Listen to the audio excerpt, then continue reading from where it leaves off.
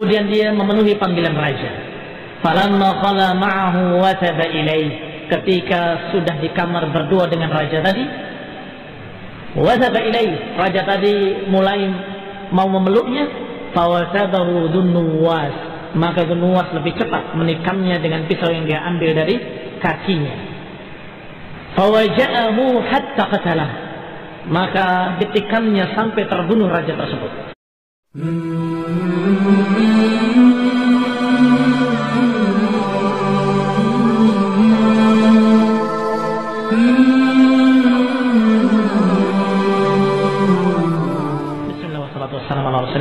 Wa ala alihi wa sahbihi wa mawalahu ba'd. Qala Ibn Hisham rahimahullah, fawasada alaihim rajulun min himyar lam yakun min buyutil mamlakah. Karena sudah tercerai-berai kerajaan Himyar di Yaman, maka datanglah seseorang laki-laki yang segera menguasai dan memanfaatkan keadaan, yaitu seorang yang bernama Lakhni'ah yaitu Dzu Syanair, atau kadang dibaca oleh mereka Dzu Syanair. Faqatala khiyarahum wa 'abatha bi buyuti ahli mamlakati minhum. Orang ini yang kemudian membunuh semua turunan kerajaan, keluarga kerajaan, dan kemudian berfoya-foya dengan semua harta benda kerajaan. Karena memang orang ini orang fasik. Wa kana Lakhni'ah imra'an fasiqan. Lakhni'ah adalah seorang yang fasik, bahkan ya'mal 'amala qaumi Lut, bahkan dia memiliki penyakit homo, penyakit yang dia tidak suka pada perempuan, sukanya sama laki-laki, laki-laki suka dengan laki-laki. Dan ini seperti kaum Lut yang Allah binasakan mereka. Allah azab mereka dengan diangkat desa mereka dan kemudian dikembalikan dalam keadaan terbalik, terhempas sampai sekarang. Tanahnya dalam keadaan berbentuk danau, tertutup air, yang airnya sangat asinnya, yang tidak ada kehidupan sedikit pun. Karena itu pengaruh adab yang pernah diturunkan kepada kaum Lut karena perbuatan mereka, yaitu perbuatan homo. Maka Lakhni'ah ini adalah seorang yang fasik dan beramal dengan amal kaum Lut, homo. Fab'atha ila Zur'ah Dzunnuwas ibn Tuban As'ad. Maka dia memanggil salah satu turunan raja yang tersisa, masih muda belia, namanya Zur'ah. Zur'ah atau dijuluki dengan kunyah Dzunnuwas ibn Tuban As'ad, saudaranya Hasan ibn Tuban As'ad. Wa kana sabiyan saghiran hina qutila Hasan. Dulu ketika Hasan dibunuh, Zur'ah ini masih kecil. Karena masih kecil tidak dihitung, sehingga ketika Amr juga meninggal, dia belum mengerti apa-apa, sampai hanya dikuasai oleh si fasik ini yang bernama Lakhni'ah. Ternyata berangsur-angsur besar menjadi pemuda yang ganteng. Tsumma syabba ghulaman wasiman dahaibatin wa aqlin. Maka si Zur'ah ini menjadi seorang pemuda yang gagah, memiliki badan yang tegap, bagus dan cerdas. Falamma atahu rasuluhu arafa ma yuridu minhu. Karena cerdasnya, ketika datang utusan raja fasik, kamu diundang, dipanggil oleh raja, langsung dia paham, pasti urusannya itu. Karena dia senang dengan anak-anak muda yang ganteng, karena dia homo, maka dia langsung paham. Fa'aqala sikinan hadidan latifan. Maka dia ambil pisau yang tipis tapi tajam. Faqada'ahu baina qadamihi wa na'lihi. Dia letakkan antara kaki dengan sendalnya. Ini kaki, ini sendalnya, taruh di sini, diinjak di dalam sendalnya. Tsumma atahu, kemudian dia memenuhi panggilan raja. Falamma qala ma'ahu wa taba ilaih. Ketika sudah di kamar berdua dengan raja tadi, wasaba ilaih, raja tadi mulai mau memeluknya, fawatabahu Dzunnuwas, maka Dzunnuwas lebih cepat menikamnya dengan pisau yang dia ambil dari kakinya. Fawaja'ahu hatta qatalah, maka ditikamnya sampai terbunuh raja tersebut. Tsumma kharaja 'alan nas, kemudian keluar menemui manusia. Kemudian mereka berkata, setelah melihat yang keluar justru Zur'ah ibn Tuban As'ad dengan kepalanya raja yang fasik tadi. Dan masyarakat, rakyat senang. Karena raja ini raja yang lalim, raja yang zalim, fasik, hanya berpaya-paya kerjaannya dan menindas rakyatnya.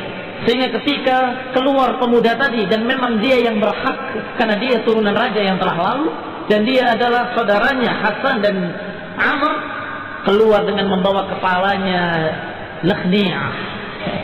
Maka mereka pun berkata serentak, "Ma yanbaghi an yamlikuna ghairuka." Sungguh tidak pantas menguasai kami kecuali engkau, wahai Zur'ah. Enggak pantas memimpin kami sebagai raja kecuali engkau yang telah berjasa. Id arahtana min hadzal khabith. Engkau telah mengistirahatkan kami dari si khabith ini. Khabith adalah orang yang jelek, yang fasik. Famalakuhu wajtama'at alaihi himyar. Akhirnya masyarakat pun bersatu kembali di bawah pimpinan seorang raja yang memang dia turunan dari yang sebelumnya, yaitu Zur'ah ibn Tuban As'ad. Fajtama'at alaihi himyar wa qabailul Yaman. Maka bergabunglah penduduk Himyar dengan kabilah-kabilah dari suku-suku Yaman. Fakana akhiru muluk Himyar. Dan Zur'ah ini adalah raja terakhir dari kerajaan Himyar. Karena setelah itu akan kalah. Wa huwa sahibul ukhdud. Dan dia juga yang terjadi kisah padanya, yaitu kisah Ashabul Ukhdud. Faqama fi mulkihi zamana. Dia berkuasa di Yaman sebagai raja Himyar sekian zaman. Kemudian dikisahkan, wa kana bi Najran baqaya min ahli dini Isa ibn Maryam. Sedangkan di dekat Yaman atau di pinggiran Yaman ada desa yang bernama Najran. Najran ini diisi penduduknya adalah orang-orang dari sisa-sisa agama Nabi Isa ibn Maryam alaihi wassalam. yakni ahlu fadlin wa istiqamah, orang-orang yang memiliki utamaan, orang-orang yang memiliki iman, agamanya masih lurus, masih dalam keadaan mereka beribadah kepada Allah Subhanahu wa taala dan memuliakan Nabi Isa alaihi salam dan juga memuliakan ibunya Maryam alaihi salam. Sedangkan di Yaman, apa agama mereka? Himyar, Yahudi. Masih ingat? Yahudi masuk dan kemudian memaksa rakyatnya semuanya harus menjadi Yahudi. Maka mereka semuanya sudah beragama Yahudi. Wa khayyarahum baina dzalika wal qatl. Lahum ra'sun yuqalu lahu Abdullah ibn Tamir. Sedangkan di Najran, agama mereka agama Nasrani dan agama mereka masih lurus, masih beribadah kepada Allah Subhanahu wa taala dengan tauhid, dan mereka adalah orang-orang yang ahlu fadlin wal istiqamah. Orang yang lurus dan orang yang memiliki keutamaan. Ala ra'sihim, dan dipimpin oleh pimpinan mereka yang bernama Abdullah ibn Tamir. Abdullah ibn Tamir. Maka ketika Raja Himyar mendengar sara ilaihim, maka berangkatlah mengutus pasukan besar kepada mereka. Rajanya yang kalian tahu tadi namanya, yaitu Nuwas atau Zur'ah, membawa tentara besar, fada'ahum ilal Yahudi, dan diajak seluruh penduduk Najran untuk menjadi Yahudi. Wa khayyarahum baina dzalika wal qatl, dan memaksa mereka, memilih mereka atau memberikan pilihan antara dua, mau menjadi Yahudi atau dibunuh. Faqadda lahum ukhdud, maka digali parit-parit dan kemudian dipaksa mereka untuk masuk Yahudi, kalau tidak maka dibakar dalam api. Faqarraqa man harraqa bin-nar, maka dibakarlah sebagian mereka dengan api, wa qatala bisayf, dan sebagian lain dipenggal dengan pedang-pedangnya, wa mutila bihim, maka sebagian mereka dicacati.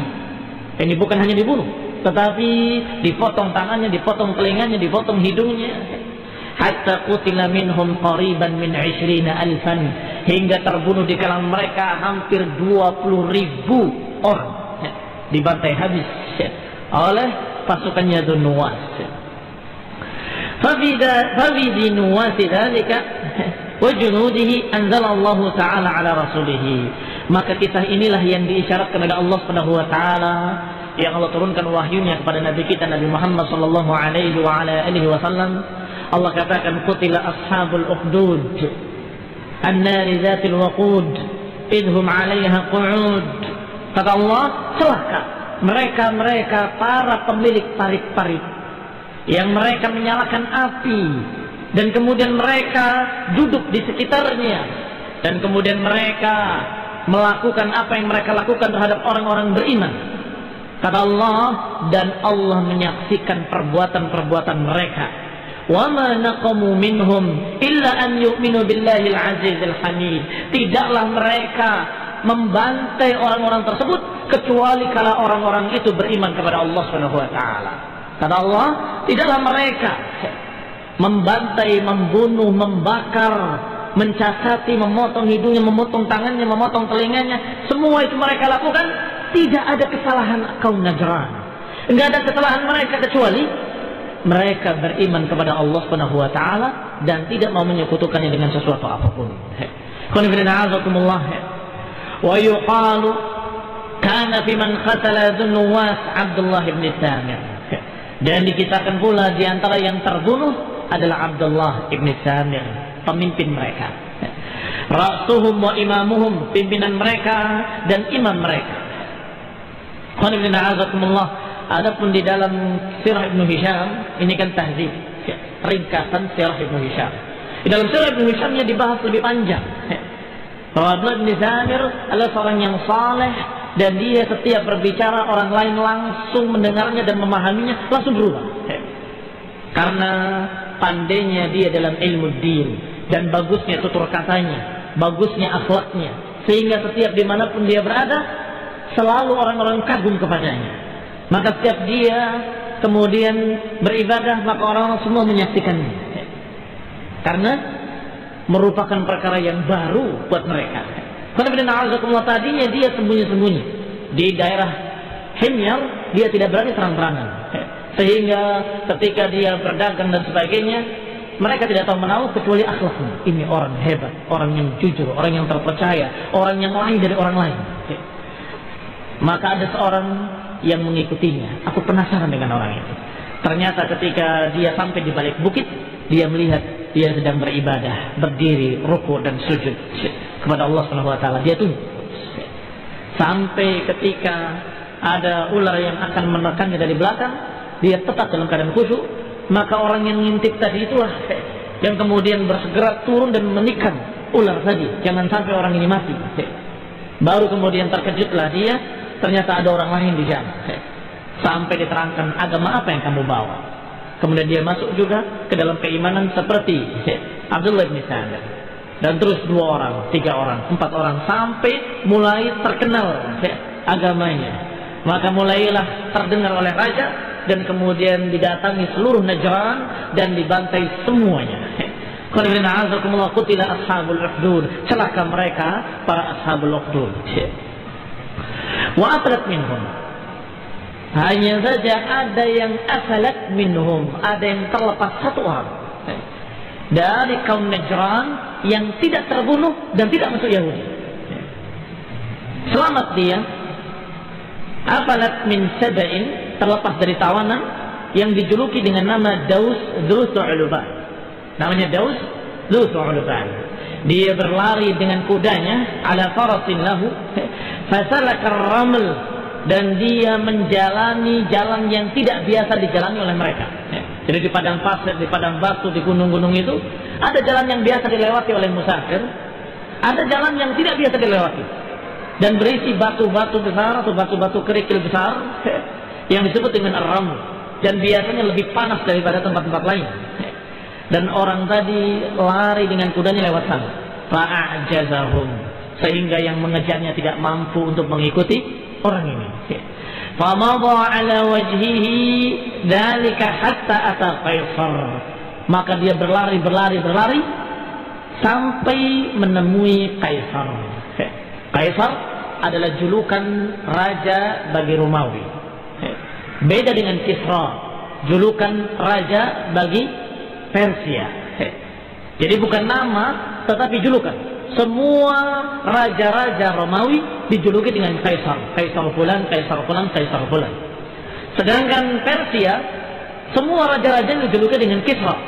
Kisra ini, Kisra ini, Kisra ini. Nah, sedangkan Raja Yaman dijuluki dengan apa? Hah? Nah, Tubba. Tubba yang sudah kita lewati. Nah, famadha ala wajhihi hatta ata Kaisar, maka dia terus berjalan sampai menemui Kaisar Romawi. Fastansarahu ala Dhinnuwas wa junudih. Maka orang ini meminta tolong dan menceritakan kejadian yang terjadi di Najran. Sedangkan Romawi waktu itu dalam keadaan beragama Nasraniyah, dalam keadaan beragama Nasrani. Maka ketika mendengar 20.000 orang Nasrani dibantai oleh Raja Himyar, maka dia bergerak, bersiap-siap untuk membela dan menolong mereka. Fa akhbarahu bima balagha minhum, karena dikabarkan oleh orang tadi kepada Kaisar tentang apa yang terjadi di Najran. Faqala lahu, maka dikatakan oleh Kaisar, ba'udat biladuka minna, sungguh terlalu jauh negerimu dari kami. Walakinni sa'aktubu laka ila malikil Habasyah, negerimu terlalu jauh dari tempatku, maka kami akan mengutus seseorang dengan pasukannya dari raja di bawahku yang terdekat dengan kalian, yaitu Raja Habasyah. Fa'innahu ala hadad din, karena Raja Habasyah pun sama agamanya dengan kami. Ini agama Nasrani. Wa huwa aqrabu ila biladik, sedangkan Habasyah lebih dekat dengan negerimu. Wa kataba ilaihi ya'muruhu binasrihi, maka ditulislah surat oleh Raja Kaisar atau oleh Kaisar Romawi ini ke Raja Habasyah. Dan Raja Habasyah di bawah kekuasaan Kaisar Rum, memerintahkan bawahannya atau Raja Habasyah untuk membelanya, wa talab bitha'rih, dan memerintahkan untuk balas dendam untuk menyerang Himyar. Faqadima Daus ala Najasi bi kitab Kaisar, maka Daus tadi membawa surat Kaisar ke Raja Habasyah yang dijuluki An-Najashi. An-Najashi.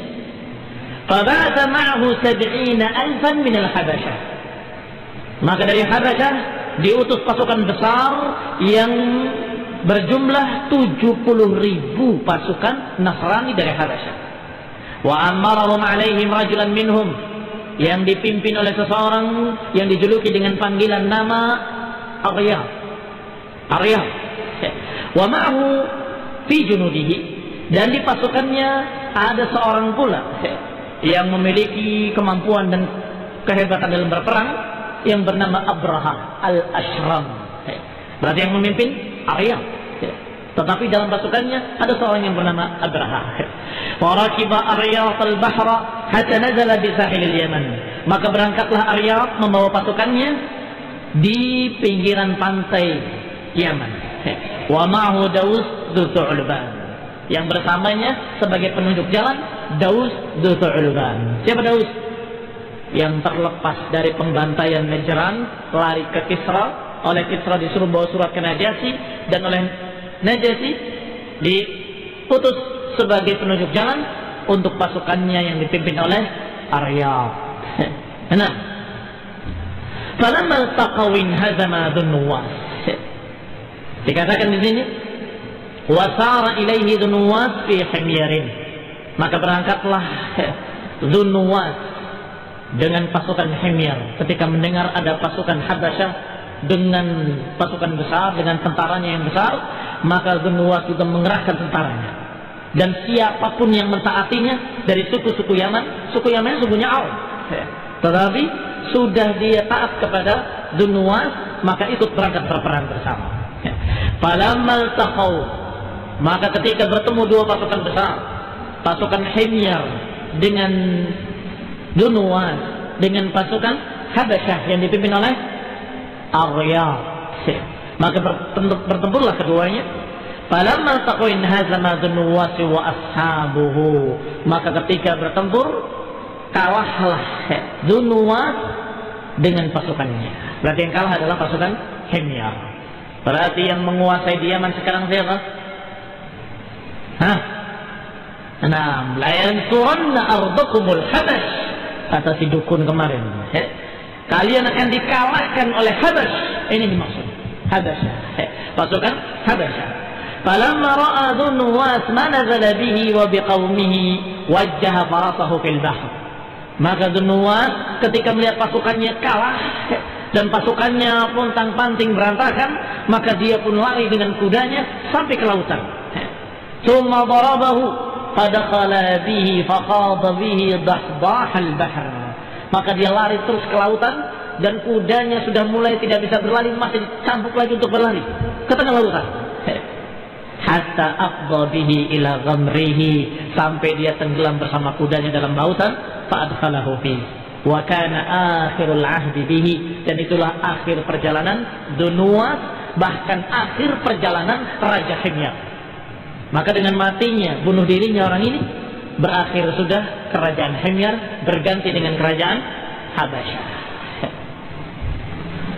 Wa dakhala Aryatul Yaman famallakaha.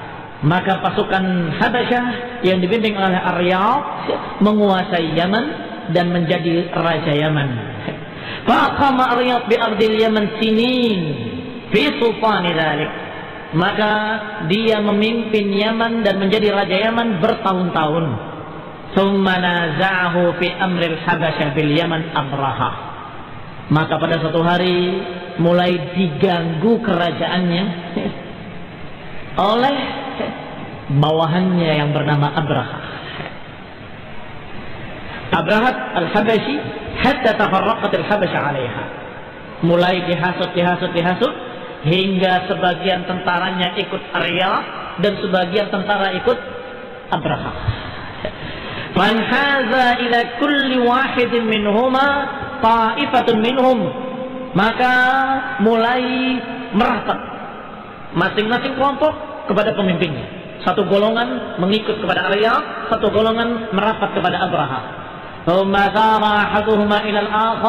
Dan kemudian satu kelompok dengan kelompok yang lain saling bertikai sampai hampir berperang. Falamma taqaraba an-nas arsala Abrahatu ila Aryat. Ketika sudah mulai genting dan hampir terjadi pertempuran yang sama-sama dari Habasyah, pertempuran yang sama-sama dari orang-orang yang diutus oleh Kaisar, mulai Abraha berkata, mengutus utusannya untuk menyampaikan pesan. Innaka la tasna' bi an talqa al-Habasyatu ba'daha bi ba'd hatta tafniha syai'an. Engkau jangan melakukan hal yang gegabah yang akan menyebabkan perpecahan pasukan Habasyah, yang akhirnya akan menghilangkan mereka semuanya, hancur. Kalau mau, fabruz ilayya. Kalau mau, perang tanding bersamaku. Kamu lawan saya. Kalau kamu yang menang, semua pasukanku ikut kamu. Dan kalau saya yang menang, semua pasukanmu harus taat padaku. Tidak ada korban kecuali imam kamu dan saya.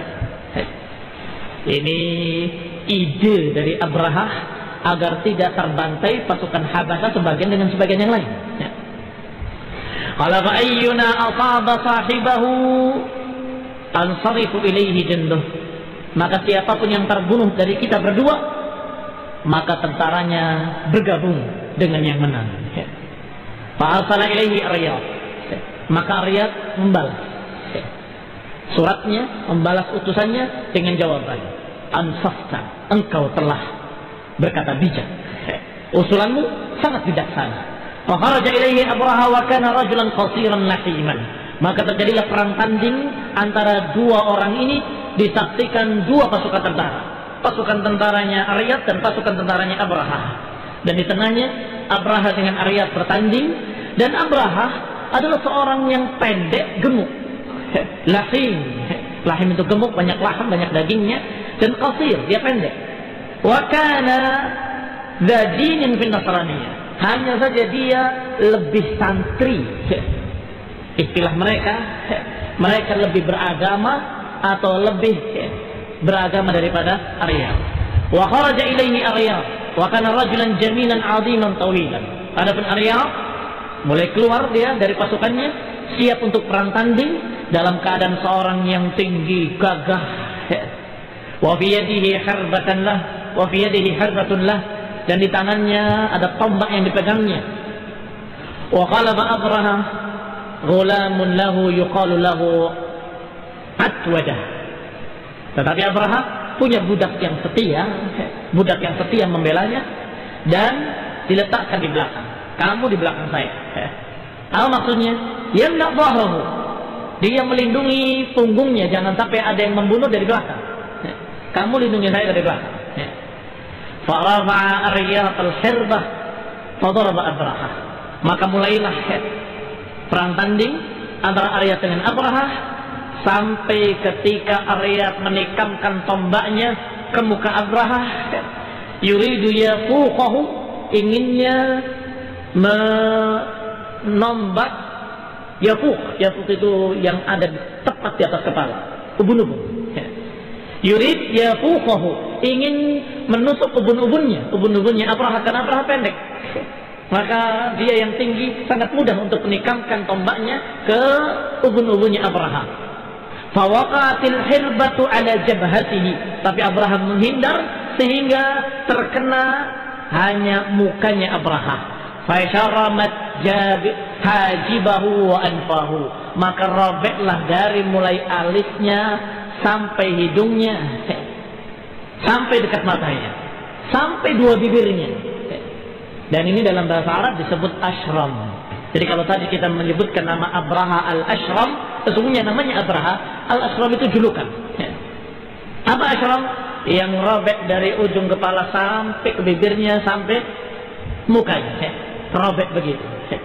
Ketika Abraha menghindar dan robek mukanya, dari belakang Atwadah langsung menikam Aryab, curang, langsung menikam Aryab dari belakangnya. Faqatalahu, maka terbunuhlah Aryab. Wa ansarafa jundu Aryab ila Abraha, maka tentaranya Aryab mau kemana lagi kalau bukan mengikuti Abraha. Fajtama'at alaihi al-Habasyatu bil Yaman, maka ketika itu bersatu kembali pasukan Habasyah, dan kali ini dipimpin oleh Abraha al-Ashram. Nah, Allah taufiq wal afiyah. Kita lanjutkan insyaallah pada kisah mendatang billahi taala. Kalau kalian ingat lanjutannya, atau kalian ingat apa yang hari ini, kalau lupa nggak bisa dilanjutkan. Mafhum syarat? Paham syaratnya? Nah, barakallahu fiik. Subhanallah wa bihamdihi, asyhadu an la ilaha illa anta, astaghfiruka wa atubu ilaik.